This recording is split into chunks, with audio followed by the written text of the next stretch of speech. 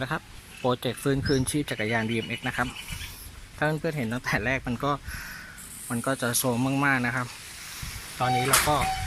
ได้อะไหล่นะครับทั้งมือหนึ่งและมือสองนะครับที่ได้จากในเว็บและในร้านขายของเก่านะครับแล้วก็มาทำครับ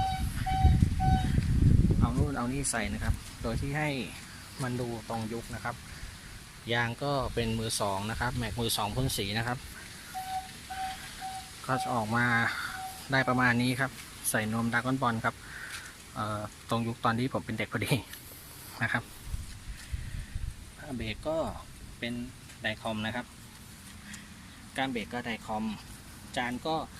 จะค่อนข้างเล็กหน่อยนะครับคือผมจะหาของที่มันหาได้ง่ายนะครับราคาไม่แพงนะครับก็เรียบร้อยแล้วนะครับเพื่อนๆดูแล้วชอบใจยังไงก็คอมเมนต์ไว้ได้นะครับเดี๋ยวผมจะทำคลิปใหม่ออกมานะครับฝากเพื่อนๆติดตามด้วยขอบคุณมากครับ